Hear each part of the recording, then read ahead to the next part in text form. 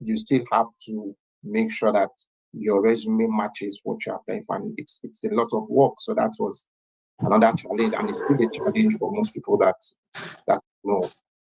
So how did I navigate these two challenges? So for the first one, which was about the mindset, I actually had to sit down and write out everything that I've achieved in my career in different spaces. And that involved things that I did directly, that it was under procurement as a procurement manager or as a supply chain operations manager. And then the things that I know through collaborative work that I did, like cross-functional, cross-category work that I did, I had to list those things down to say, hey, Mark, you did all of this, right? And you know it. So I did that self-talk repeatedly and started to change my mindset and started to see myself as being fit for any role that I applied for. Even if that wasn't practically the case, but at least I had that confidence. And then I realized that it also served as a motivator to overcome the second challenge, which was customizing my resume for every single role. Now, it was a lot of, but it wasn't easy, but just knowing, having that right mindset was like a motivation to sit down and put in the work that was required for what I wanted to achieve. And in doing that first bit, writing down all those things, I realized that beyond just procurement, I could actually do a lot of other things on that supply chain. So it also expanded the opportunities I was presenting myself to. And I did actually get quite a number of interviews for some of those positions before I eventually settled my current role.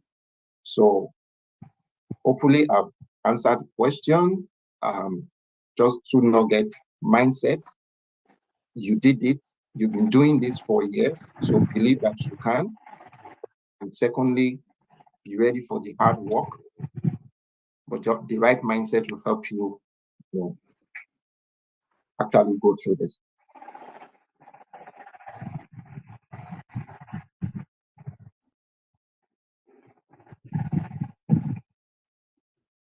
Yes.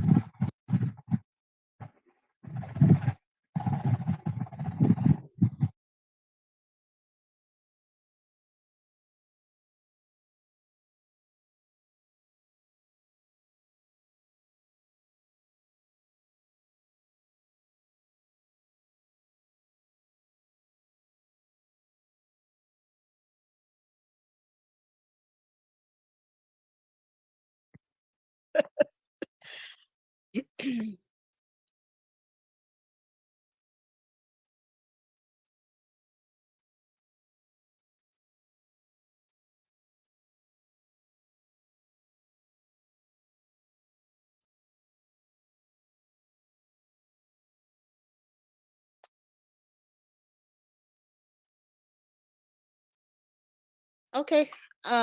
So I moved to Canada March 2021. Like I mentioned earlier, I've always been in procurement. So when I arrived, my focus was still to get a procurement job, basically. So one peculiar, I don't know how it works in other provinces, but in New Brunswick, working with the government or like being a public servant, basically, is kind of more competitive compared to the private sector. Things are starting to evolve and probably change a little bit now, but back then, working in the public sector was just a better deal for you, basically. So that was my focus. And of course, the first challenge is you wouldn't see these ads on LinkedIn. You wouldn't see these ads on Indeed, for example. You would need to like go do the research, go on these websites. We have a lot of crown corporations that will probably have vacancies, but they would not publicize them. You have to go on their website to see that they have these vacancies. So that's one of the things that I realized, that I needed to actually put in some work and do the research.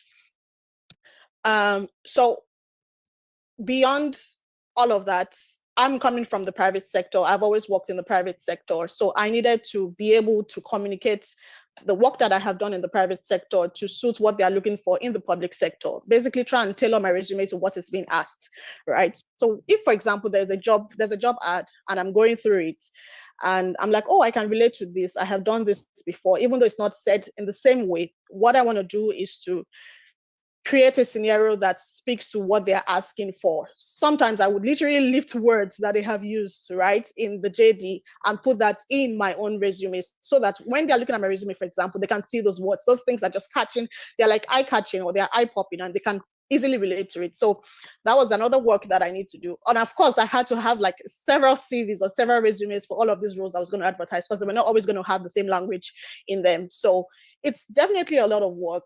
It can be stressful, especially if you don't get a positive response. It can be draining, to be honest, but you just need to keep at it. So those were like the challenges, or that's like the peculiar scenarios that tends to occur here in New Brunswick. Many of these ads, the really good jobs, you wouldn't find them on the easy to find platforms like the LinkedIn's or the Indeed. So you need to do a lot more research. That's really how it works here.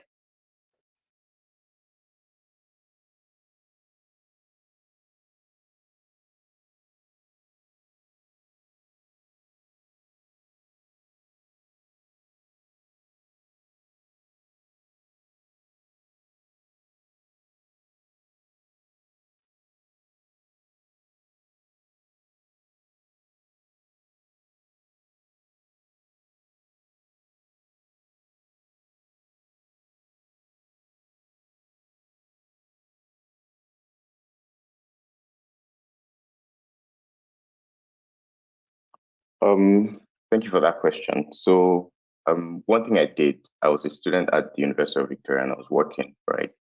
I'll say, played the long game. I was finishing school December 2021. I started interviewing like June. So what did that do? That helped me use the first few interviews as a practice session, right? So that helped me get feedback from a lot of interviewers. And throughout that learning process, I even got a job, right? But I declined. But it was very helpful for me to know what to do when I really was looking for a job after December 2021, right? Another thing I did was, at that time, I didn't have a procurement or supply chain certification, right? So I looked across like 10, 20 job postings and I said, what certifications are out there? Which one can I get that's cheap enough for me to afford as a student? And I got the PMP. I see that a lot of supply chain jobs ask for PMP as well as SCMP. But the SCMP was very expensive for me as a student, right? So I got the PMP. It's just $500. And what I see is most times when they're looking for jobs on like LinkedIn, for instance, they just filter by certifications, right? PMP, SCMP. And I got my PMP. And this, I know, helped me land some interviews at that time. Another thing I did was I tracked my applications.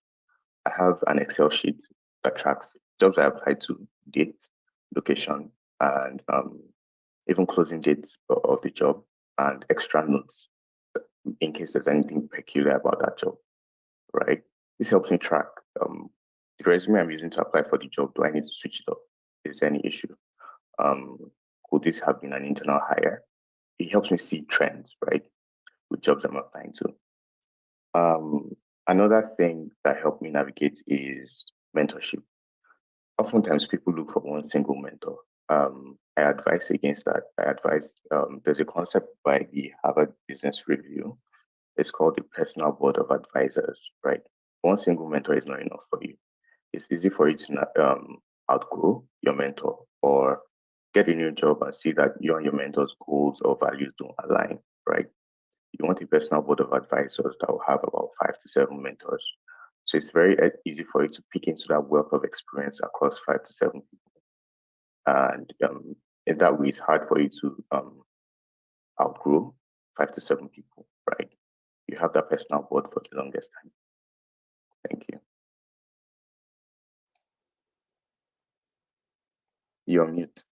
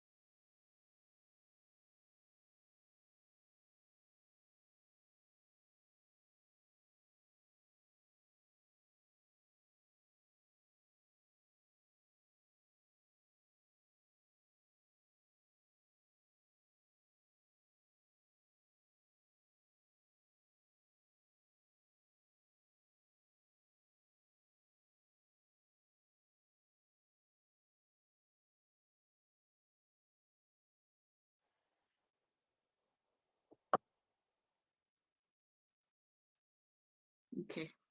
I'll probably say what some things other people have said because I'm going last and all that. But yeah, I would like to start by saying just take what is in your hand right now. There are different phases. Sometimes you come into a new place and it seems like nothing is working out. For instance, when I came in like 2016, they were big on Canadian experience. So the aim was to just get your foot in the door. You may not have that procurement title yet, but you just start off with what you have. And as Mark said, you begin to document, what am I doing that is related to a procurement? For instance, I was working in admin. I used to do a lot of procurement for the office, staples, all those kinds of things. So I didn't have the procurement title, but, doing some of those roles that are related to procurement. So just keeping a mental note of that or also writing that down will help so that when you're tailoring your resume, you're able to mention those things you have done and customize it to be part of your procurement experience. Definitely understanding the job market was very hard, and I think that's why I first reached out to Abiodun's serial projects, because I just knew that I needed help, because you get all those notifications where to start, you don't know anyone, like your network is not that big yet, and that's another advantage of just doing what you have on ground. Like even if you're working in admin, at least you're getting to know more people instead of just like sitting at home and trying to get that procurement role. So I'll just say start with what you have. So I reached out to Abiodun, and I think what stood out for me working with him was, at least he was talking about the psychological effects of, because, there are days you're just really down, like what's wrong with me, and all that. So, just having someone to talk to as a mentor to tell you that, okay, it's going to be okay, trying to at least work on your mindset. So that for me really stood out, and that really helped, because it can be really discouraging when you're reaching out to those jobs and you're just getting, oh, sorry, denied, sorry, denied. That affects uh, your mental health actually. So yeah, it was really difficult. So reaching out to him helped me, and one of the things that worked for me, that got how I got my first break in procurement, was to reach out to the people in the company. Yeah, it was a bit uncomfortable, I was a bit shy, but my first break was just reaching out to like a CEO and just introducing myself. This is what I've done, this is how long I've been in Canada, and next thing I was invited for a coffee chat. So Yeah, thank you, Abiodun, for that. I don't think I've ever told you, but that push to just reach out to people. Of course, I got a lot of no's, but at least when it came, and I got the role. So I would say just yeah, it's not personal. Like they may not answer you, you may feel bad, but just do it anyway. Like what's the worst that can happen? Oh no, we can't help you or something. But just try, just reach out to people on LinkedIn.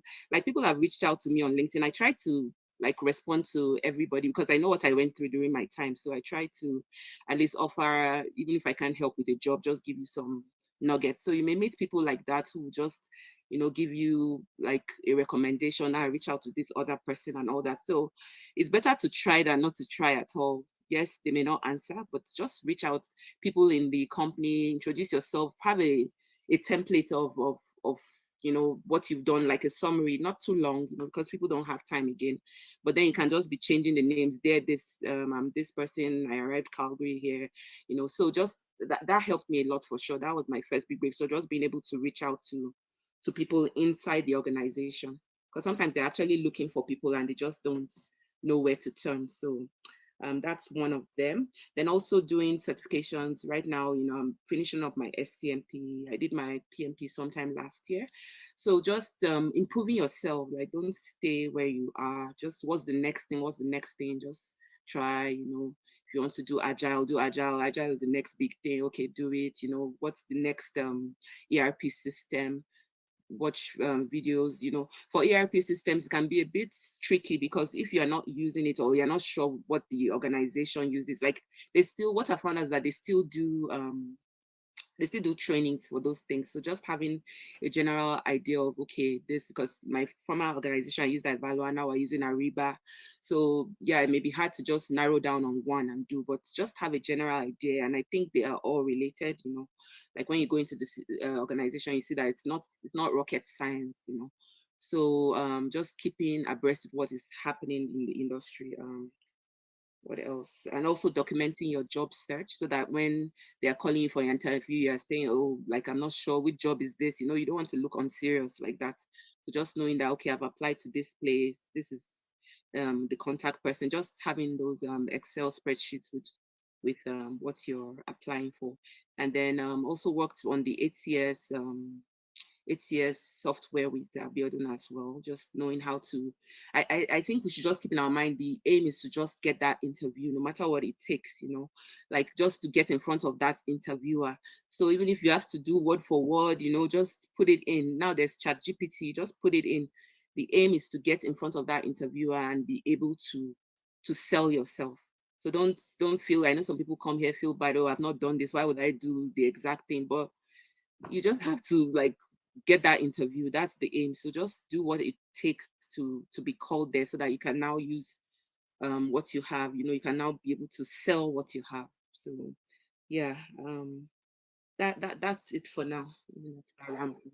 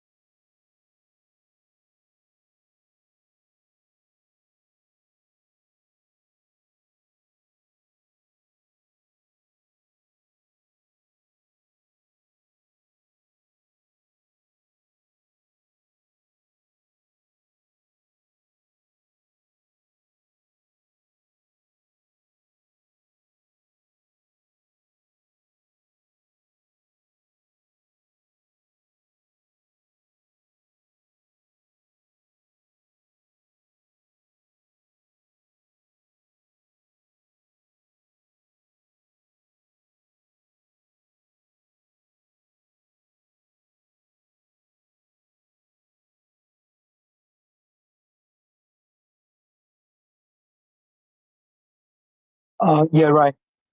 Yes, that's correct. Yeah, thank you, Zero. Yeah. Okay. Can you hear me? Okay, thank you very much. Firstly, I would like to thank for this meeting. It's very powerful and very meaningful to share your inspiration and some information about the supply chain and opportunities for the newcomer here. And I just want to have a question. I have gone through some struggles to send the resumes to some companies, and I have received any feedback from them. And to me, I have a question about that. How can you tailor make your CV or the resume to meet the company expectation? And what is the common questions when the employer asking when employer asking for the applicant? Thank you.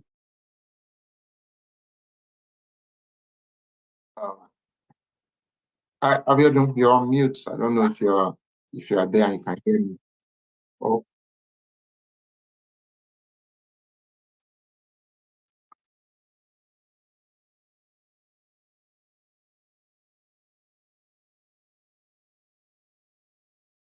yeah. Yes. It was saying that one is not getting feedback.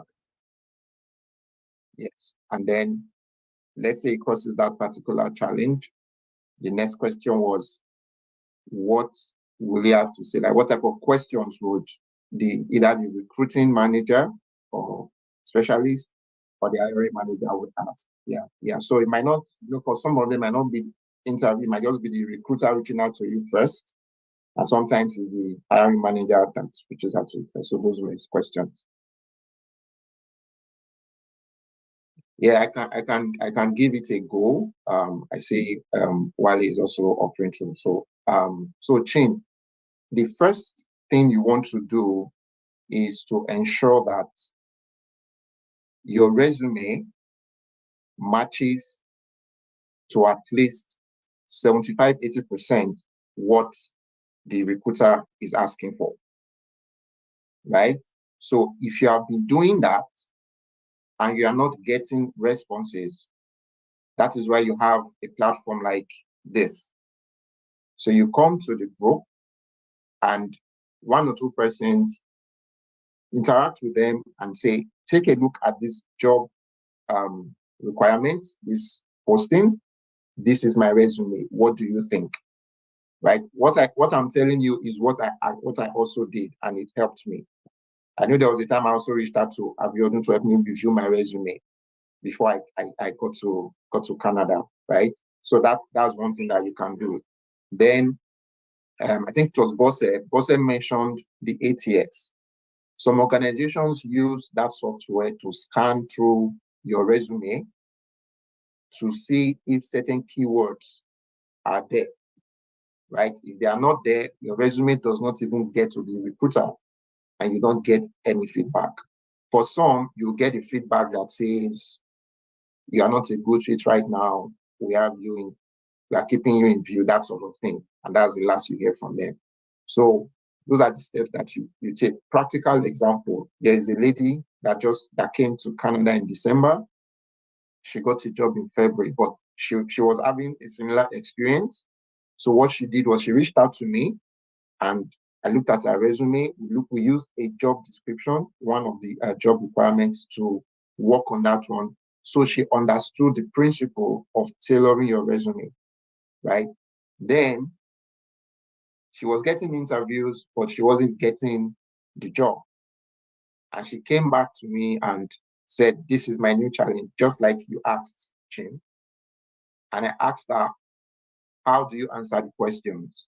Like she just answers the question. So these are some of the things that so I told her about the STAR model that she used to answer. The 2 weeks later, she got a job. Now, a lot of these things you will learn by being very active on this platform with Supply Jobs Canada, supported by Syria Project, because there are people there that can actually help you, overcome these things. Now, what sort of questions would they ask? For every job that you apply for, have the mindset that you are going to be called for it. At the very minimum, the recruiter will call you. Okay? And usually what they will ask you will be, tell me, that's the most important question they will ask you. If it's coming from the recruiter, tell me about yourself. Now, tell me about yourself. They are not interested in anything really that's not related to the job you've applied for. And I think that's the mistake most of us, a lot of us make, right? This person is calling you with respect to a job application, right? That's what he or she is interested in. So tell me about yourself. It's an opportunity for you to give what I call an elevator pitch, 2-3 minutes. Write it down somewhere if you like for every job and say things about yourself that will show value and relevance to the job that you're applying for, not your work life history. Tell them why you are a good fit for that role based on the things that you've done. That's what that is about. That's your elevator pitch. Shouldn't take longer than 2 or 3 minutes, right?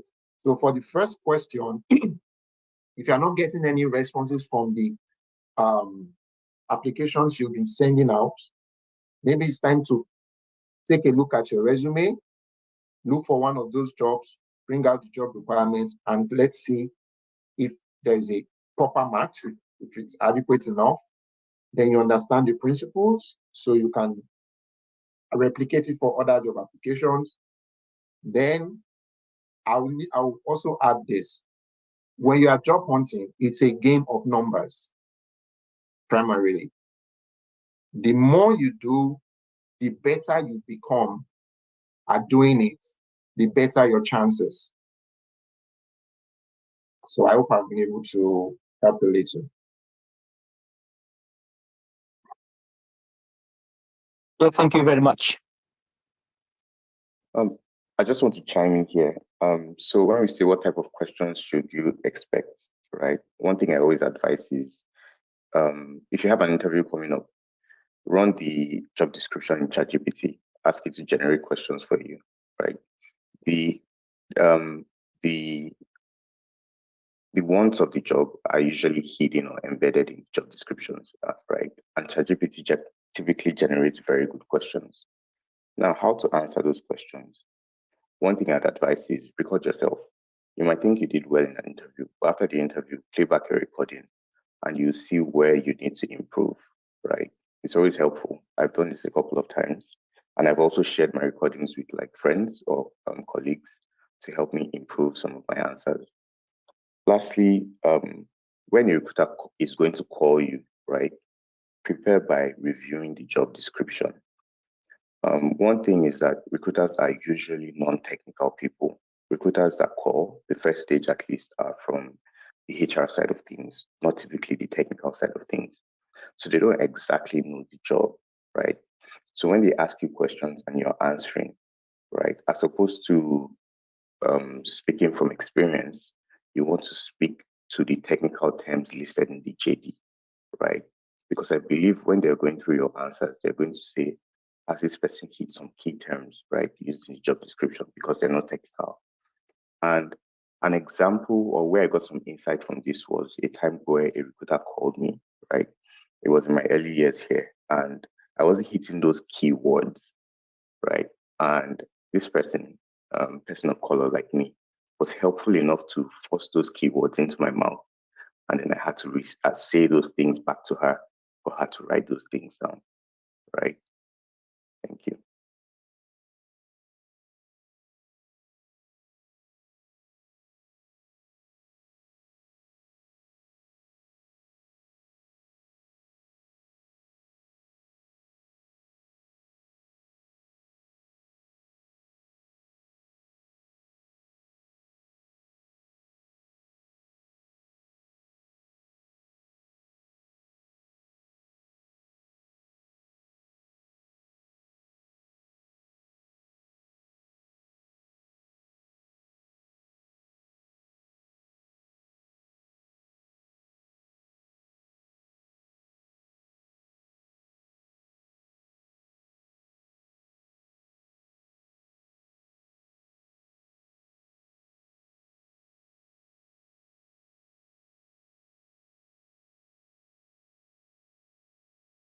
I just have one concern because I would like to have some email from you guys to send my resume, and I very appreciate if you can take a look at that.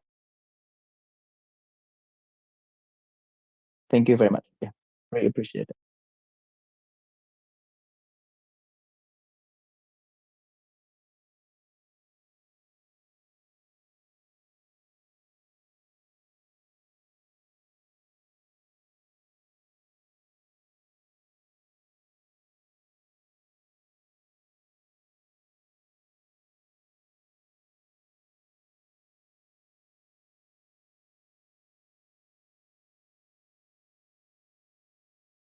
Yeah, yeah. Thank you for this for sharing those insights. What I would like to know from each of them, Wale, Tino, Bosse, and the fourth person. Please tell us, how long did it take you to land your first job?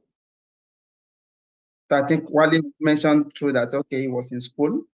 Tino did not mention she was in school. She just transferred from back home here. So how long did it take you guys to get a job, get the first?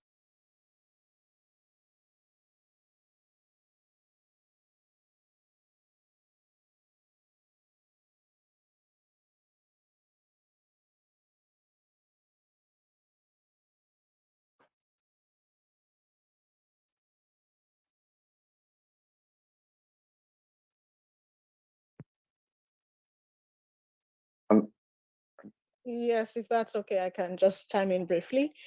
Like I mentioned earlier, I came March 2021 and I landed my job. I applied for the role April 21. I started the interview process in June and I landed the job in July. So I think that's some 4 months. So in terms of the things, it's just, we've been talking about it already. It's the resume and the interview mastery. You just need to figure out a way to just stand out when it comes to your resume and when it comes to being in front of the recruiter itself, or themselves rather. So interview mastery, resume mastery, those are the two things that helped me. I don't know if you need, because I just feel like we've spoken about it, so I don't want to go into it again, right? Yeah, but that's the summary.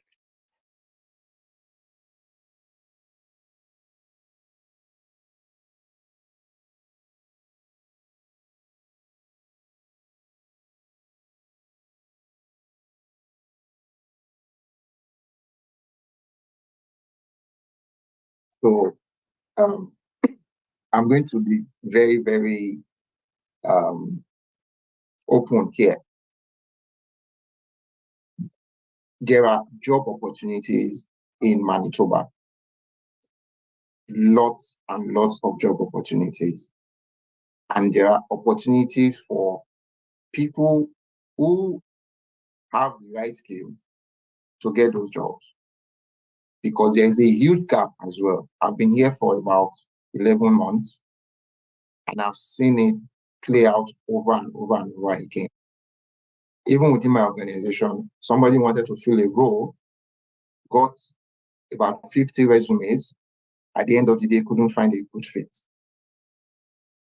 Had to advertise again. So are there jobs? Yes. Are people getting those jobs? Maybe not as much as they want to. But here are the things that you, as a newcomer or someone that's looking for a job, what you need to do.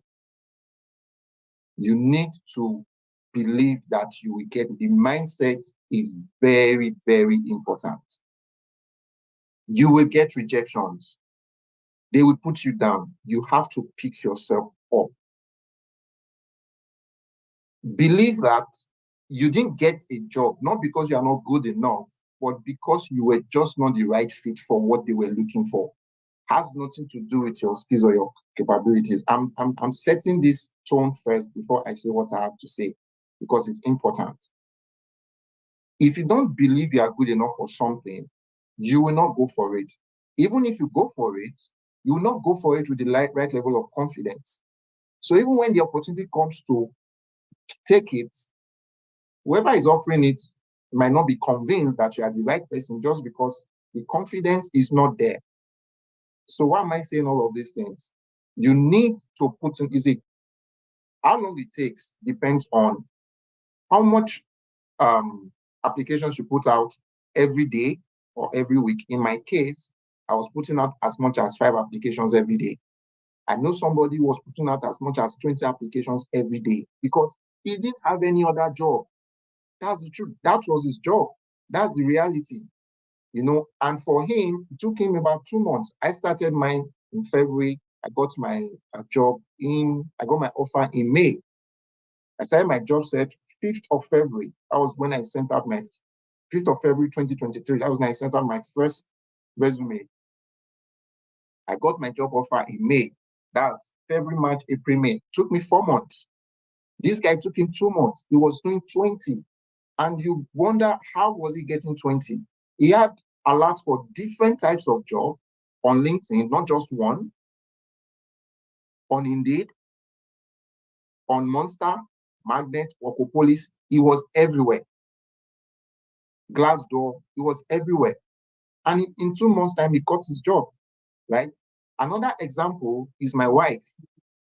My wife started searching for a job in August of last year, and she started working in October. That's September. See, 2 months. But guess what? When she started searching for a job late July. By the 4th week, she was getting discouraged. And I told her, you just have to keep at it. You need to have that positive spirit and that positive mindset for you to keep going for this. And that was what in our own case, it took her about 3 months. It took me 4 months. But this is what you must do. I set the context in the beginning for you to know that the jobs are there, but there aren't enough people to fill them. And in some cases, the right people are not the ones applying for those jobs. So you have to believe that you are the right person, be sure that you're actually the right person. Take some of the tips that you've heard here, put them to work,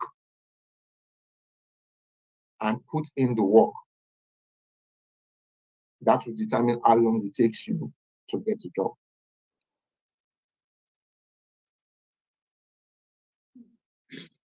Yes, I have some things to add. Monsieur, thanks for that question. I'll just like to start by saying everybody's journey is different. So first of all, don't start by comparing yourself to anybody. When we came, the time we came, Canadian experience was very big. Like you had to have Canadian experience. So even if you worked in your country, it wasn't really recognized here. So the aim was to get your foot in the door, like I mentioned earlier. So I'll say it took me like 3 years because like I mentioned, I did some admin, you know. In those 3 years, I've worked in the warehouse, I've worked in IKEA, I've worked in FedEx. So I think just having that mindset, as Mark said, you know, that you know where you're going, but this is the situation right now. So the aim was to have some supply chain experience, even though it was in warehouse, at least it's a start, right? So like you can now write, okay, I've been in the front facing, or let's say back end of supply chain, like warehousing. At least you're seeing how goods are being moved and all that. I haven't gotten that office job that I want, but I'm going to start with this. You know, I was even working nights one time. So I think you have to really be resilient. Like, you know where you're going to, you know what you want for yourself, but accepting what is there now, finding the supply chain in what is there now. If you have to go and work in Amazon, if you have to do this, writing down and saying, okay, this is what I'm getting in terms of supply chain. So for some people, they're lucky 2 months, 3 months. For some of us, you know, we had to go round and round before we narrow down on the supply chain job. And it was in the process of like wanting the supply chain job that I reached out to Abiodun as well. So and then also finding out what's in the market, what are they looking for, SMT, SCMP. In the process of looking for those jobs, you can start bettering yourself, you know, start doing some of those courses that will help you stand out to get those jobs as well. And then I also did a lot of career fairs. Also, how fast you integrate into the society helps as well. You know, some of us come from other countries, we're not used to the culture here. So you can start with going for informal stuff, you know, like one time I used to go for like book reading in the library. You know, you're just seeing how people act here, how the culture is. You know, you go for when I was in admin, they gave us tickets to go for the circus. So just like that, you're integrating, you're beginning to see that, okay, networking is a big deal in Canada. You can't just be a one-man mopo and really succeed here. You have to kind of know people in that industry. So supply chain nights being organized by MRU, you're there, those kind of things. So that really helps you in terms of like integrating. From there, you meet people, you say, oh, I'm looking for a job and all that. So you can't just be in a silo or on your own and think. Some people are lucky, they get it, but I think that really helps when you integrate into the society, doing what you have now, bettering yourself in the process, making notes, taking notes, and all that. So that's just what I wanted to add.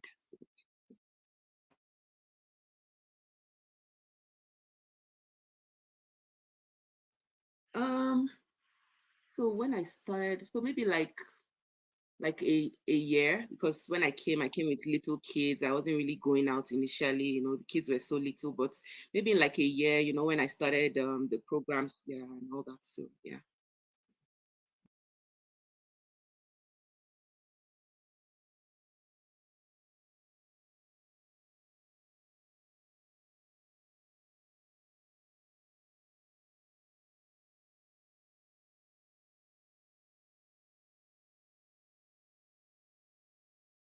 Oh yeah, so I think the MBA mindset in me wants to break this down into a framework, right?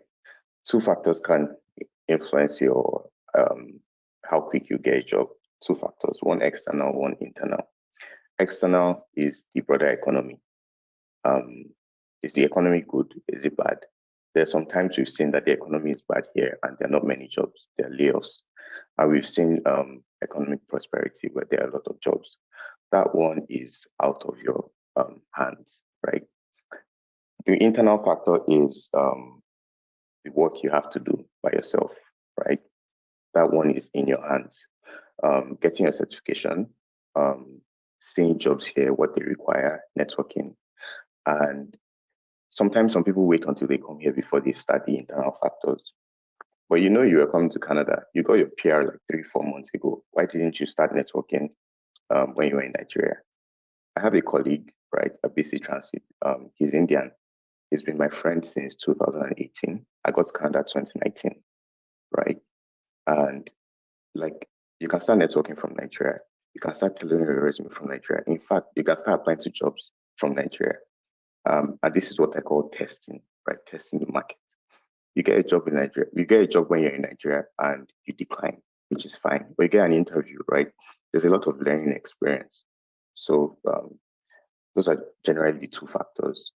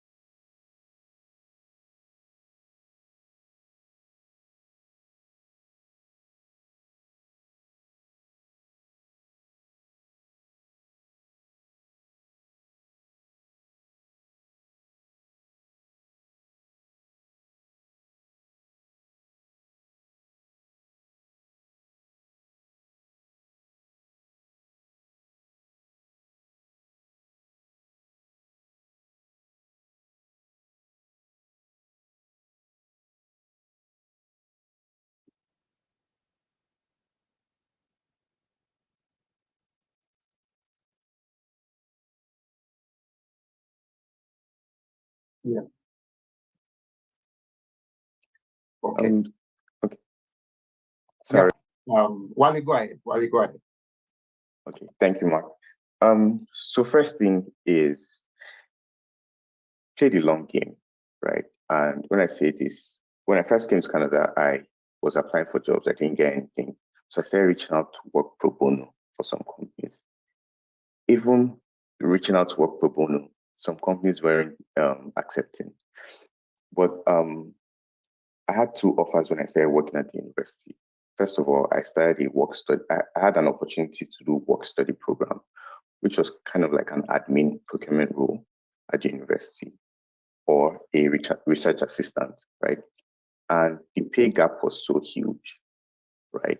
I could have easily gone for the research assistant role, but like I tell people, it's a long game. I knew I wanted to do procurement after school, so I went for the procurement admin role, right? And oftentimes people are going to say, why should I take less, or why should I work for free? Or why not? Because it's helping you in the longer term, right? So that's my advice there.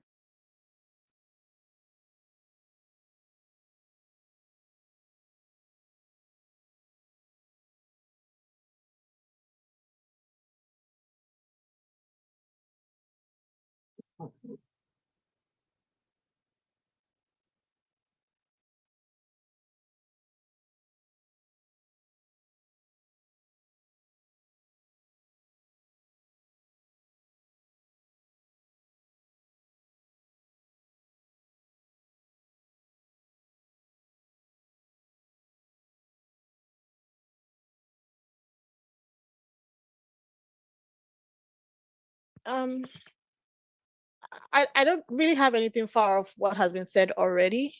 There's something I like to tell myself: slow down to speed up. Like I forgot who just spoke before me. I'm sorry.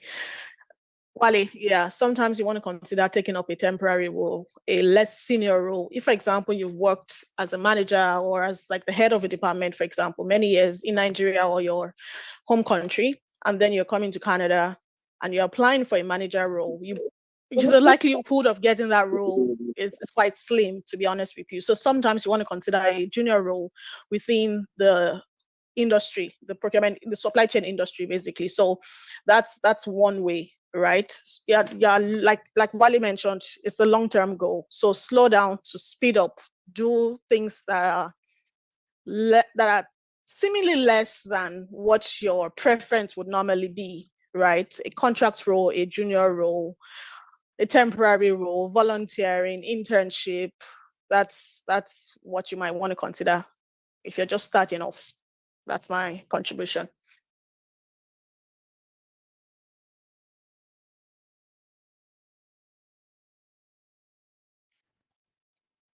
Yeah, like I said, just it was big during my time, so just kind of like get that foot in the door, whatever it is. At least you're having the Canadian experience is better than not having that. So just start that, whatever it is. Try to relate it to supply chain or to where you're going. When I was in the warehouse, FedEx, it was so difficult, like lifting things and all that. But I knew what I wanted and I knew that I wouldn't be there for a long time. So sometimes you just have to do what is available. It helps you to build resilience as well. And yeah, I just have your long-term goal, have your short-term goal. Okay, next 6 months is what I'll be doing to get to where I want to be, and just have that written down. I also, what helped me was the vision board. I think that was you, Abiodun, as well, that said, just map out what you want for your life, for the year, for the next 5 years. Okay, these are my short-term goals. This is what I want to do in 5 years' time. I want to be here and all that. So that helps a lot. So just starting off, getting that foot in the door, an opportunity in supply chain may even open up in that company where you're like an admin person, and then you can cross, because you've already built those relationships with people around you. You tell them, okay, this is what I was doing in Nigeria and I want to move on to this role. So yeah, it's better than being out there. It's better to be inside, and then from there you can cross carpets to another role that you want. So that's what I'll.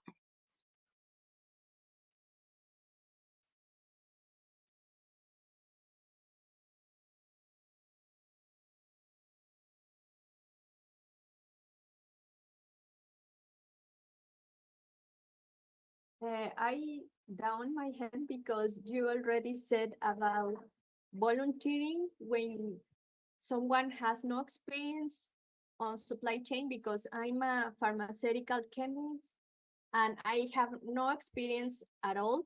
So I wonder if it is better.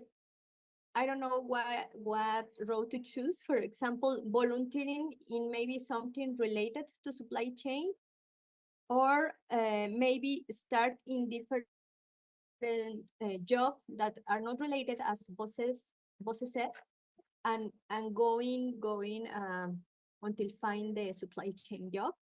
And also want to thank everybody for sharing your experience. It is very valuable for me. Thank you very much for your time.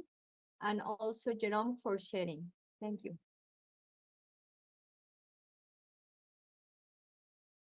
Yes, I'm happy to. So, one of the things I would recommend you do is some couple of things we said before. So, if you can, if your experience is in the pharmaceutical industry, the truth of the matter is there will be things that you've done that can be transferred. Those skills can actually be relevant in the supply chain industry, depending on what you have done. So the first thing you do is to write out those things that you've done. Like when you see, one of the things people don't realize is how much they actually know until they are faced with an opportunity to express it or use it. And then they realize, oh, wow, I can actually do this. I actually did it. It's similar. It might not be the same nomenclature, might not be the same label, so to speak, but the activities are the same. They just give results in a different category. So you actually have experience, if you check, that you can use in the supply chain industry, right? For the sake of time, I wouldn't want to go into asking you some questions right now, but take, for example, you've probably coordinated maybe some events, you probably organized, it could even be meetings, it could even be putting some tasks together for people or creating a report or something, right? So these are generic activities that apply in any industry. And you probably also had to address issues for stakeholders in the pharmaceutical industry, right? So you can volunteer for a customer-facing role, right? That will definitely work. You can volunteer for like a supply chain analysis, you know. Vendor management might be a bit too complex, but again, if it has to do with just expediting, it's in supply chain, you can actually do that. Pick up the phone and call people and follow up on purchase orders and things like that. You can volunteer in these spaces. So don't discount yourself. Let the employer be the one to say sorry. Don't say no to yourself before you even ask. Okay, that's also very important, right? So, and just to add to that, in answering the question about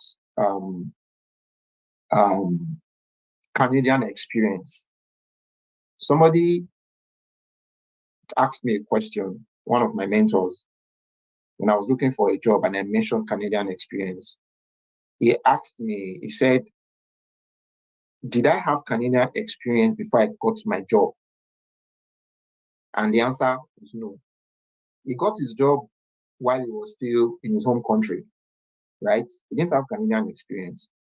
So again, do not disqualify yourself because you don't have Canadian experience. If you feel so strongly about it, thank God for the follow-up question. Now we're giving you some tips that you can use to try and gain Canadian experience. Look, right now it's construction season in Canada because it's spring and we're moving into summer, then it's autumn or fall before winter, and then all construction stuff. A lot of construction companies are looking for people. They might not advertise. Again, take a cue from our sister in New Brunswick. Go to their website, you'll probably see that they are advertising for different kind of, you might not find those on LinkedIn, right? So again, I think it was Wally said, understand what, like the macro factors. What is the season now? This is a season where lawn service companies will be looking for people, roofing companies will be looking for people, road construction, civil construction, building construction. You can start from there to get your Canadian experience. It's like a quick fix. It's not where you want to be, but it can help you get to where you are going to. So that's my bit. Okay, great. So the one thing I want to add to that, Martha, is for somebody who has a different background but trying to navigate, the one good thing going for you already is that in supply chain, majority of us actually have a different background. Majority of us didn't study supply chain to start with. We navigated, to supply chain, having done one thing or the other before. So, but to have a leverage in, especially for this transition, you need to think about obtaining a certification. All right, that's it. We got enough. I don't know. I think there's a noise there. Great. So you need to think about obtaining a certification. So this certification serves as a social proof that even though you have a pharmaceutical experience, pharmaceutical background, you know the foundational knowledge, or you have the foundational knowledge of the role that you're trying to explore. So it gives you a step up, when it comes to being considered for that role. So that's one thing I'll add to what Mark already said here. Falashade has a question. Sorry, can I just add Okay, something go to ahead, Bossy. Martha's own? Yeah, I think I heard you mention English. Did you say something about English? Like maybe you're not good in English or something. Anyway, if you did, I just wanted. Oh, you didn't say anything like that. Oh, okay. Sorry about that. I just wanted to say I'm that. improving. I'm improving. Okay. I thought you said that. Yeah, but there are many courses that can be done, to improve that as well. I just wanted to add that. Sorry. Yeah. Okay, thanks. Falashade. Good So afternoon from before you go though, Tinu, if you're still there, thanks for joining us. Tinu wants to attend to some personal matters there, so we'll let her go for now. Really appreciate you joining us today. Thanks, and hopefully we'll connect soon again for any opportunity for you to share with us. And by the way, Tinu and Boza, you guys need to connect. She's coming to Calgary. I heard that Okay. last week. Yeah, so Okay. she'll be there in Calgary with you guys soon. Yeah. Okay, then. Thanks for having me. Good luck, everyone. All the best. Okay, then. Yeah, bye for now. Bye. So, go ahead, Falashade. Good afternoon, everyone. I'm Folashade from Toronto. I got this link through my lecturer from Centennial College. So I have to join the group. And I noticed that there's no one from Toronto here. So it made me feel somehow bad. But not really. I think I need to connect with people from other province. Maybe I can transition into the province as well. Okay, fine. My background was in accounting, and my first program here is international business management, while my second program is project management. Actually, in my mind, I have a motive of working in a logistic company or a supply chain. But due to my background and where I work, because I work as a frontline officer, as a teller, precisely from Stanbic IBTC and Access Bank correspondingly.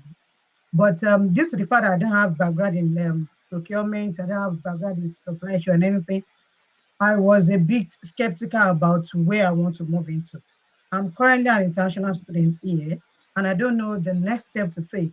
That was why I felt a bit convinced. And where I'm working presently now is not even, it doesn't have anything to do with the career progression that I want. I'm working in an X sector where I work with an agency as direct supply, and I think DSW, development support worker, in which I don't like because I really want to work in a logistics company. I work with FedEx for like 2 weeks through an agency too. But when I was working there, I think I have a keen interest in working in that organization. Okay. But right now, I don't know what to do. I don't the certification to get, and I don't know where to start from. Okay. So I'm thinking if I can navigate through some people that can give me the knowledge or the keen or the pointers that I need to get into that field of mine. And perhaps I'm looking for several companies in which I can volunteer to have basic knowledge in that organization as well. So even if I want to transition into that profession, I will know what I really need. But the major thing, I don't know the kind of certification to get into that profession. Okay. So I believe the profession of interest here is supply chain and procurement. So I'm going to answer from that perspective. So usually this type of question is more personal, in terms of to understand your own background, which you already mentioned some of the things you've done in the past. But I think to really say, oh, you need to do this specific certification, we need to know, okay, more of the underlying context, your experiences, your education. So all of this will then lead us to say, okay, well, maybe this is the one. But if I'm going to make any suggestions at all out there, we know we have different options in terms of certifications. We have the SCMP, which also has what we call SMT. So SMT is like the introductory, it's like a certificate, so to speak, which is not the main certification. And ASCM also have their own programs. This is the one that we are offering. So ASCM has a lot of different programs, from warehousing to procurement to logistics and all of that. So yeah, those are really like the options. I know there is a new organization coming out of Supply Chain Canada, but essentially it's what Supply Chain Canada is offering, that they are offering at this point in time. So I'll only speak into detail about the Supply Chain Canada one. So these are like the options that you have, but not to also forget that Wale mentioned earlier about the project management one as well. That project management certification actually offers you some leverage, in the sense that you can have a broad perspective about project management, which connects with different roles, either supply chain, technology, or whatever. So this way you can then see where to navigate from having obtained that certification. If it's going to be supply chain, if it's going to be project management, if it's going to be operation, or it's going to be business analysis, right? So these are the ones that I can mention right off the top of my head. But what I would also say here is I shared a link earlier. So this link, use it to schedule a 15-minute session with me, where I could, be able to know, okay, how best to advise in your own specific circumstance here. Is what I would say. The same thing for Martha. I want Martha also to connect, so that we can have a chat, and may be able to, advise better given my knowledge of your background. So I don't see any questions from you guys here. So let me get a question for our panelists here. So I think there was a question I had earlier, which also aligns with the direction that we're going right now with the other guys who have asked a question earlier.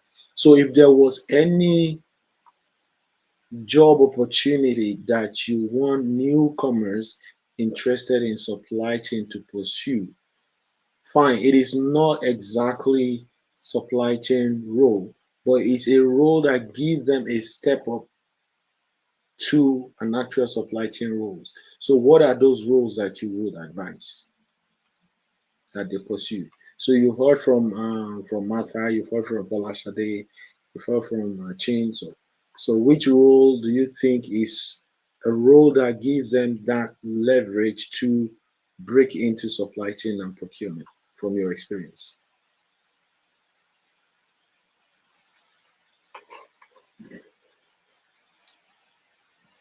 So, sorry, Well, Matt, let me just quickly speak to that. I can't give any specific role, right? But one thing I say is skills are transferable, right? And I was a project manager construction sector in Nigeria. And at the University of Victoria, I did procurement admin for about 3 months before they said, you know what, you have project management experience construction, come and do construction procurement for us. Only one construction procurement guy will be on leave a lot in the summer. Can you do this for us, right? So that was easily transferable. There's IT procurement, right? the services, professional services procurement. So at the end of the day, if you have experience in other fields, right, it's easily transferable, right, across the supply chain, be it procurement, be it contract management, or contract analysis, right? Okay, thanks, Wale. Mark? Okay. I would say consider something that is customer facing, something that will require you to negotiate. It doesn't have to be financial negotiations, it can be negotiation for patience, for time, for an improved service. To consider that. Also consider sales. Sales, because sales requires you to engage with people and convince people to do something. So in doing all of that, you are gaining potential customer feedback, insight, understanding needs. Because one of the things when it comes to procurement specifically, there's something called needs identification or needs definition, right? So it helps to build your skills in that respect. The customer facing role will help to build your stakeholder management skills, communication skills. These are relevant in supply chain. So these are some of the examples that I can give you. Again, another one that you may think is far-fetched is the role of, say, an executive assistant. So you can be the executive assistant to a procurement director or a chief procurement officer, where those are available, consider those as well, because then you'll be the custodian of a lot of supply chain information. And from there, you can actually progress to the role of a supply chain analyst or a procurement analyst. Sometimes at the very, very basic level in procurement, you have roles like either in some organizations, they call it purchasing clerk, where all you just do is ask a supplier to send a quote, you get approval for the quote, you don't do any negotiation, and a PO is issued. You don't even get to issue the PO, but that's just all you're doing, like a purchasing clerk. Sometimes it's the role of an expediter, right? Following up with orders that have been placed already and ensuring that, again, another role that is also basic, it's more logistics, but it's like a mail room role. So in some organizations, you have people who are responsible for shipping and receiving. They don't do anything with the system. They just engage the supplier when items are delivered. They put them away, and before you know it, you are learning things around stock management, inventory management. So these are some entry level opportunities that you may want to consider just to start breaking into the supply chain industry. Awesome, awesome. That's a long list. Bossa, you want to add to that? I'll just add data analysis. That's a good Okay. one too for like category management and strategic sourcing. You have to look at those data, be able to do demand planning, forecasting, and all that. So if you are good in data analysis or you get a role that has to do with data, I think that's also a good one to get in, because we're big on category management now in supply chain, and that will really help.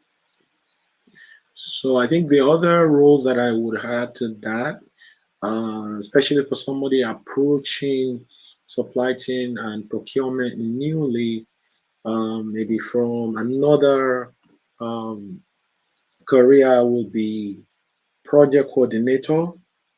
And the project coordinator, the good part of project coordinator role is that it is not industry specific. It could actually be in that pharmaceutical industry, and you're a project coordinator, and some of the things you're doing includes coordinating events and all of these other activities that are not really core function, but roles that are just supporting the main function. So this way you get to be a student of supply chain, so to speak, and be able to understand, okay, what is going on. And it gives you an opportunity to then learn from the practicals of what is going on when you are doing your certifications. At least even if you are not in that role, you see the guys that are working in that role because you're supporting them. It gives you that underlying background knowledge for you to be able to pursue those roles as well. The other one is procurement assistant. I think it's similar to procurement clerk. So procurement assistant, just as the name says it, is an administrative role. Basically, that's what it is. And a lot of organization, because you are occupying these roles, it means that actually, if they see you're doing well, they can actually progress you to become a buyer. If you really show that you are up to the task, and maybe you take on these certifications that we're talking about, and you're also showing them that you are very particular about progressing to a procurement and supply chain role by acquiring the certification, they may then give you an opportunity to work in a procurement coordinator or a procurement buyer's role, which are entry level roles. So these are all the other ones that I also could mention. That mean there are quite a number of them out there. It all depends on your background experience, or your background and your previous experience is what might determine the ones that will be most applicable to you. Pharmaceutical, for example, that project coordinator one might be more specific. I've worked with some pharmaceutical people with pharmaceutical background, and for the most part, they do everything that we do in procurement, but they don't do it in that particular role. So some of them also could be focused more on the quality management aspects, and or it could even be regulatory affairs management aspects of pharmaceutical industry. So depends on each person's background anyways. So that is all from me in terms of how I can add to that question. I don't know if there's any particular questions yet from the audience, but let me throw another questions out there. I want to ask a particular question that has to do with your breakthrough. Can you really provide, share your experience from the specific thing that you did differently? You know, talking about your specific experience now, what is that one thing that you know you did differently that made the difference? I mean, that led to your breakthrough. Let's just say that one. What is that one thing that you did differently that led to your breakthrough in your job search here in Canada?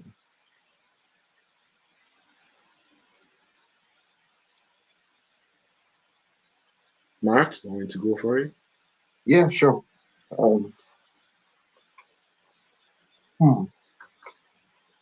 So I've said a lot of things. Critical amongst them was the mindset, but practical things.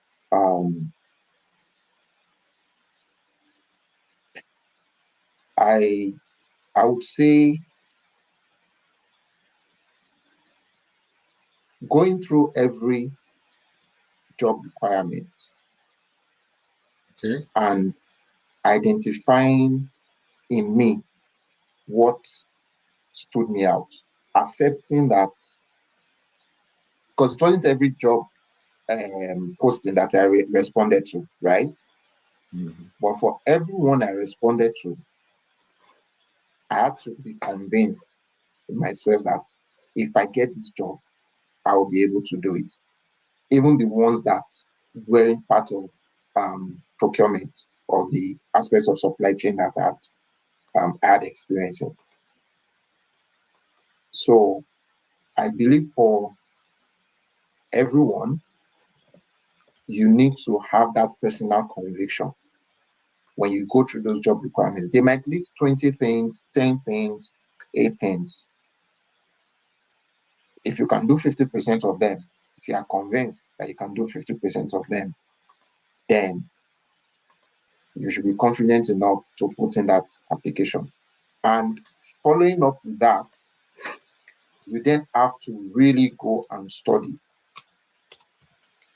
Go and learn more, because the way you're doing it in your home country might not be the way it is done here.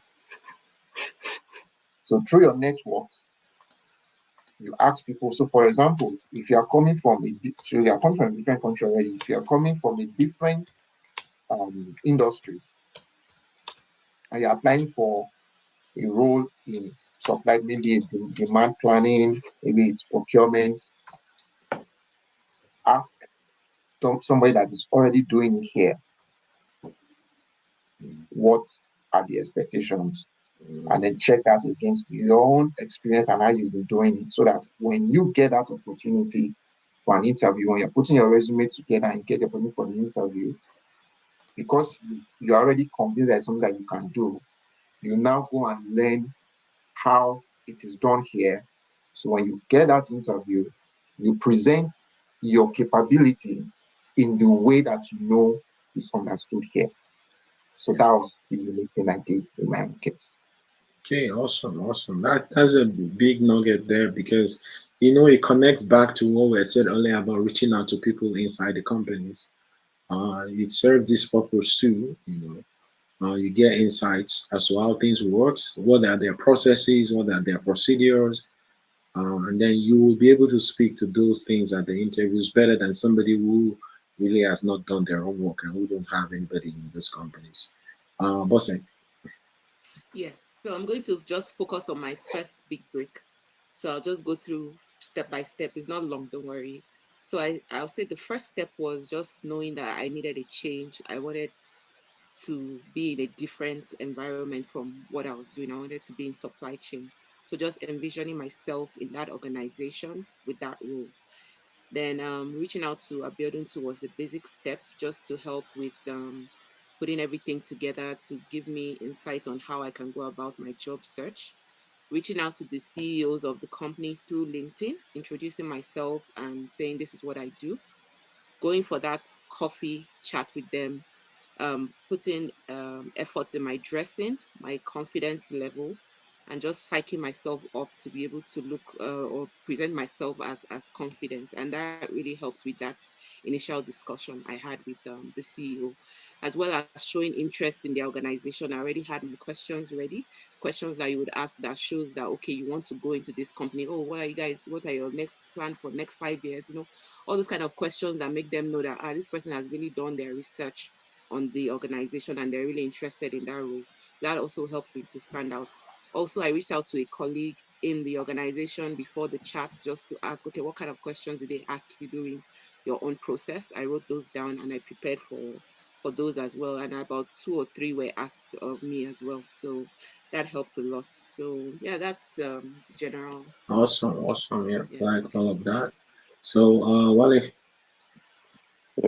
So I guess all of us reached out to Abiodun for help with our resume, because he also helped me, and I can't forget, I think it was October 2021, right?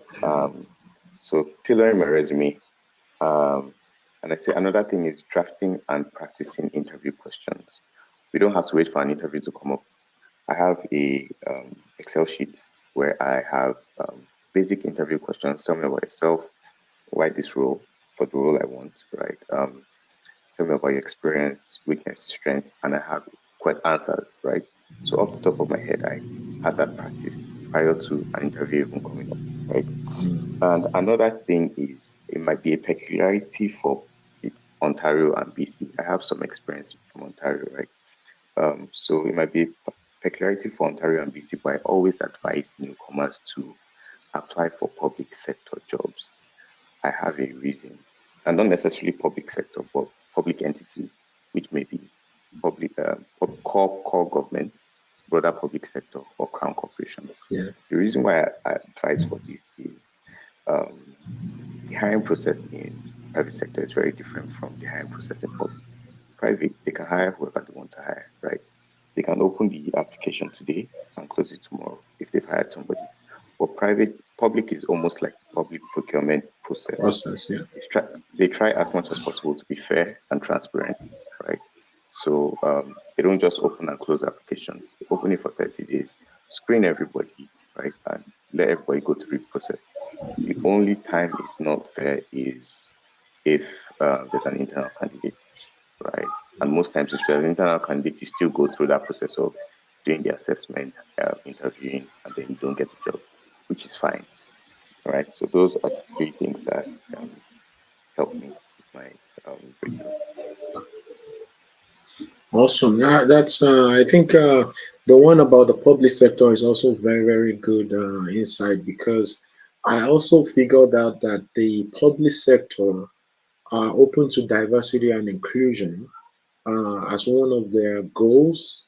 So for these reasons, they are more open to hiring women. They are more open to hiring underrepresented groups. So the more of those that you are putting into the public sector, the more your chances of getting hired sooner. And because they make the rules, right? And they are not supposed to break the rules that they make in terms of the Canadian work experience, they are not likely to discriminate your lack of Canadian work experience, because they were the one making those rules and they're not supposed to break it. So that might also be one of your considerations when you're applying, to make sure that you're applying to more of public sector than private sector. You know, and the public sector, private sector thing is also an interesting conversation, right? You could get hired by a private sector organization today, and in the next 6 months, things are gone down the drain, and then you just let go like that. I've heard a lot of those stories. Whereas in the public sector, it's a unionized work environment for the most part. And when it comes to these type of decisions, it's not something they make on a knee-jerk reaction the way it is done in the private sector. So more so a way to protect, you know, your own employment as well. Sometimes I also encourage to do more of public sector than private. Now, when you have the experience and you have some type of leverage, and then maybe you can try out the private sector at that point in time. So thanks. So the next question I want to go to might be the last one, so that we can close out or sooner. You know, like committing 2 hours to these sessions is not easy, right? Like I always tell people, there's nothing free. Somebody is paying for it, you know, and it happens to be you guys today. You know, so you know, having to commit your time to what we're doing here today. So and the question that I want to ask pertains to interviews. So what were the questions that you asked at the interviews? You know, they will put it back at you like, oh, do you have any questions for us? And do you think this made a difference? You know, just kind of sharing your experience about your interview. It could be your first one, it could be any of your interviews. What are the questions that stands out that you've asked during interviews? So I have a basic set of questions I asked. Okay. What's the structure of the team? Especially when I'm lazy to draft questions, right? I just have these questions off the top of my head. What's the structure of the team? What's the reporting structure of the individual in that position? What software tools do you use? And I've forgotten the last one, but it's basically 4 questions I always have at the top of my head. Coming to your second question, does it influence a decision? In public sector, no, it doesn't. It doesn't influence these. You know how public sector. I've seen a sheet where they used to mark your interviewing before, right? They have scored questions. They have non-scored questions. So your question doesn't really do anything, right? It only maybe influences your personality to these people, right?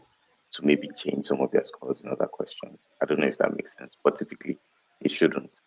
With regards private sector is very unstructured, right? So they may not have a scoring sheet, right? They may just, you know how private sector, like we said, they may just go with the vibe and say, okay, this guy seems smart, we'll go with him. So yeah. Awesome. Yeah. Okay, so I think I'll break it down to relevance, right? Why the question you ask, okay, let me personalize it. The question I asked depends on what I perceive in the course of the questions being asked. Conversation. Yeah.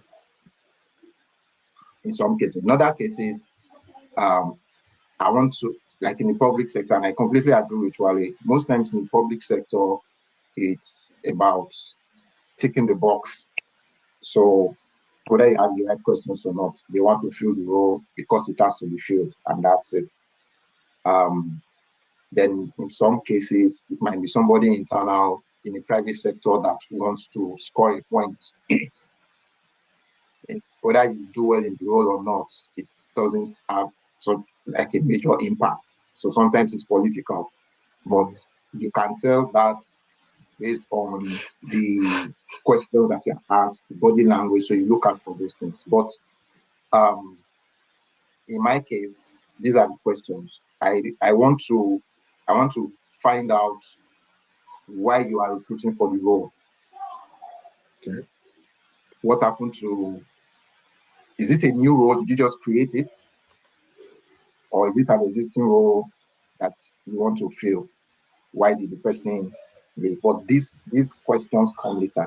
The question I ask is, what are your pain points? What are the things that you want to see happen in the first 3 to 6 months by the time from the person that fills this role?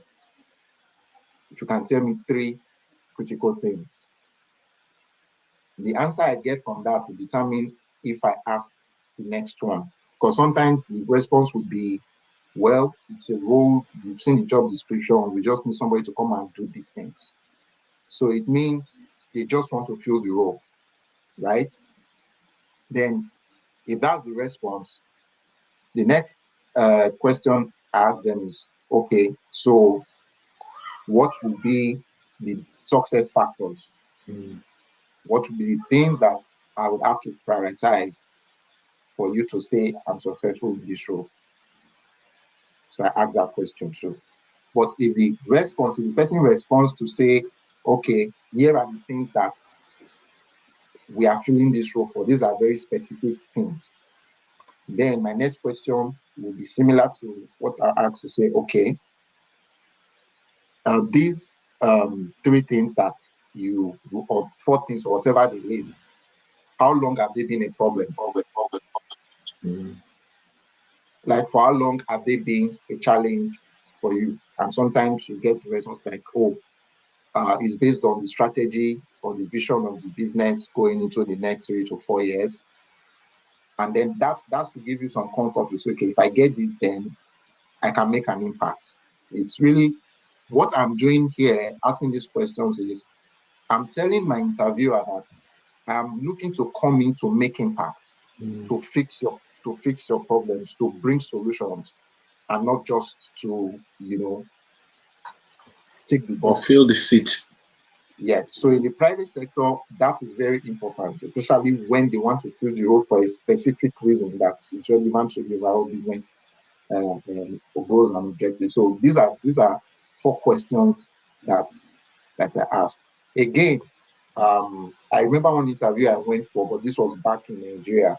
I'm not sure if that applies here, but I asked if there was a system in place to address employee concerns. Good. Interesting. Yes. It's an interesting one.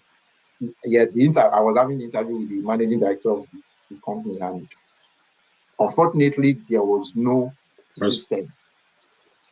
His response was, "It's your man. You talk to your manager." And in my mind, I'm like, "What if my manager is my issue? Yeah. Then it means I'm stuck, right?" So, yeah. So in a place like this, you can ask about like the culture. Was the culture like? I've seen, just to say without meaning any disrespect, it's just an experience that I have. I just want to share it. I've worked in Canada with people who you would say the English is still a bit of a challenge, but they get employed. So don't let it block your mind. Don't let language stop you from applying for roles. I've seen people like that who are still developing their English, getting jobs where English is what everybody speaks. And they've been in those organizations for 2 years, 3 years, like that. So yeah, but that was just, I digress. But those are my questions. Try to ask questions that, one, speak to what you're looking for, what experience you're looking to have in that organization, and also ask questions that show the hiring manager that you're coming in to add value. Yeah. So awesome. Yeah, I actually like the cadence of your discussions around that question, because you kind of have it in stages, in terms of the questions you ask, which ultimately is to show that you are curious about the company, and beyond the curiosity, you're thinking from a problem solver perspective, like, okay, what are the challenges and how is it possible that I could support in, solving that particular problem. So yeah, very, very good. Bosse.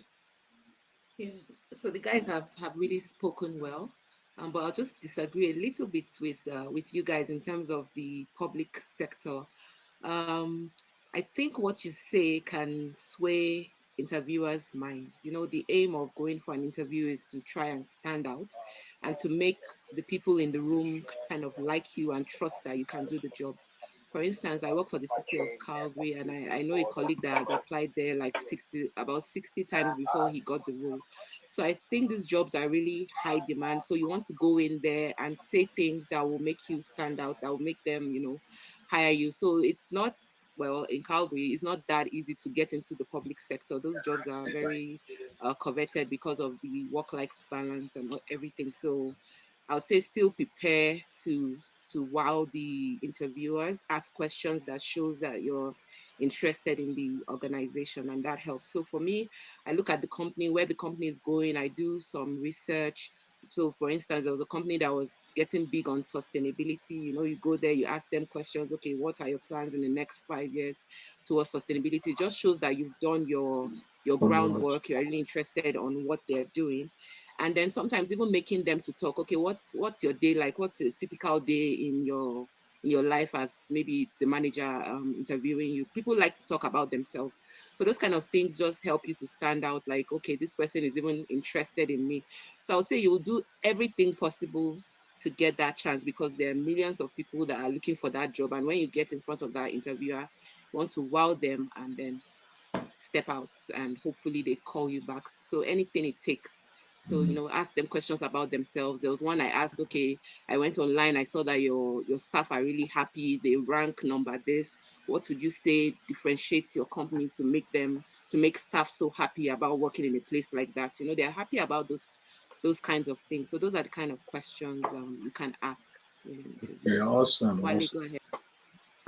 So I like that you raised that. I have a very peculiar situation, right? I did an interview where I had to do a presentation. First of all, my presentation skills are quite good, and my slide decks are always amazing. I know this because I've done a lot of interviews. I have prepared slide decks, and I can share some of those with, like, case studies with the group or with Abiodun. I can share with everybody.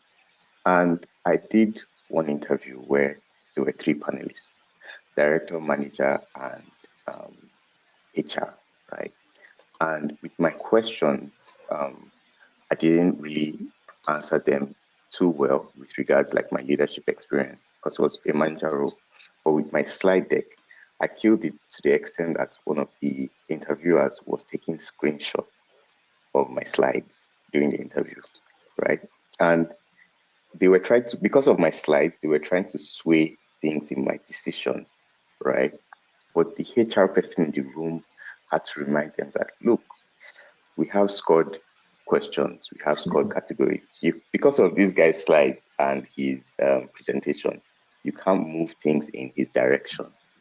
I don't know if that makes sense. And I think of this hiring process, the HR guy in this case, as a public procurement process, as the public procurement person, where imagine if a vendor has been evaluated and the evaluation group likes another vendor. But unfortunately, you have done your evaluation based on the criteria, and things are very rigid. You can't necessarily sway things in the other vendor's favor, right? So that's my thinking with regards to the process, right? Yeah, and the one point I want to highlight there, you mentioned about the presentation. You know, like I think it's also another session we want to have here about how to actually convert your interviews, you know, to a job offer. So one of the things we've always mentioned in our network is that you want to go to an interview with a PowerPoint, because this stands you out from the rest of the candidates. I mean, it's only few people that will go to an interview and then have a PowerPoint ready.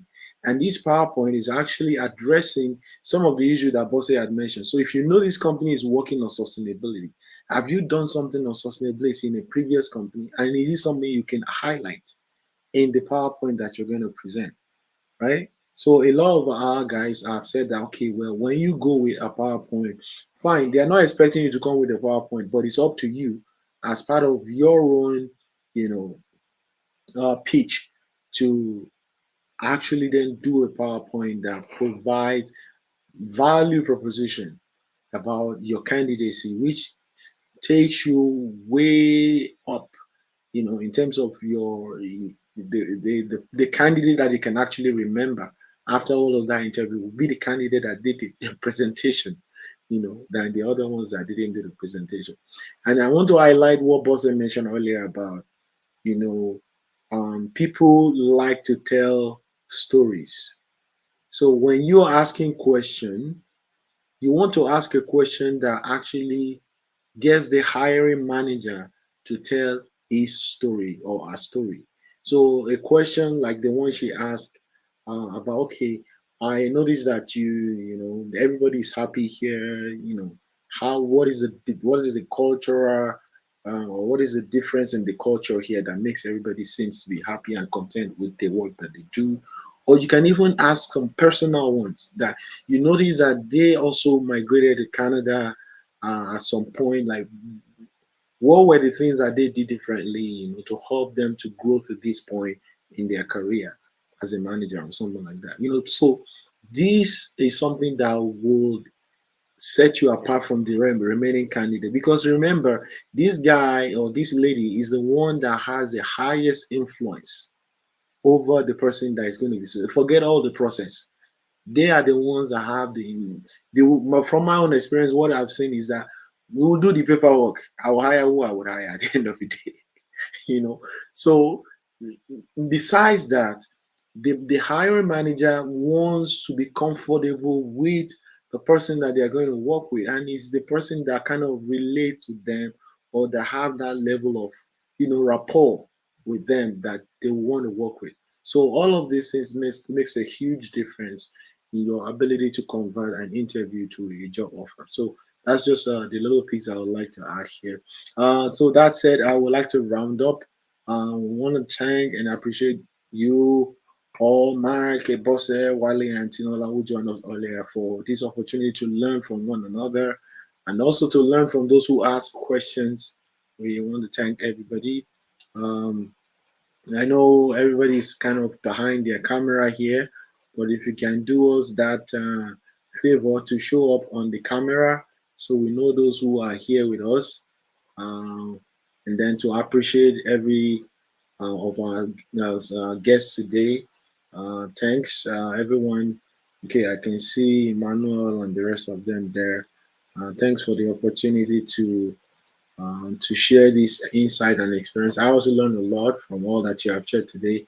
Next week, we'll be welcoming newcomers. So if you have newcomers in your community, those who are just joining, just coming to Canada newly, let them join us next Saturday. We meet here every Saturday. The first Saturdays is when we welcome people. The second Saturday, we talk about a specific job search challenge. The third week, we do a mock interview, and the last week, we'll do an info session like this one. So, thanks everybody for joining us. If you haven't joined our network, it's supplyjobs.ca. I shared it earlier. From there, we'll bring you into the WhatsApp, and you have an opportunity to network with everybody. What I always encourage is we have over 500 people in our network, and they are all over Canada. So I think Falashade earlier was saying there's nobody from Ontario here. By the way, the largest number of people within our network are from Ontario. It just so happened that the guys we invited from Ontario couldn't make it in. So that's why you didn't see any one of them here today.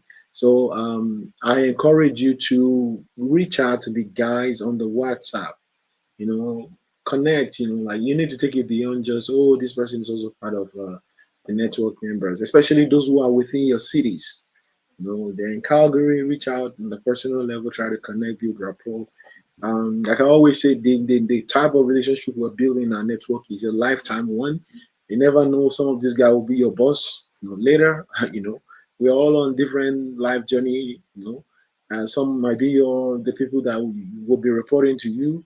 So building this very proactively really goes a long way, and you never know what opportunities they might be able to connect you with in future. So that's why we do this in a very proactive manner. So thanks everybody. Have a wonderful weekend. Bye for now. And, see you next Saturday. Thank you, Abiodun. Bye, Bye, everyone. everyone. Thank you. Thank you. Yeah, so I'm going to leave this session going on for some minutes so that if you want to use any link in the chat box, so I will leave it on for some time.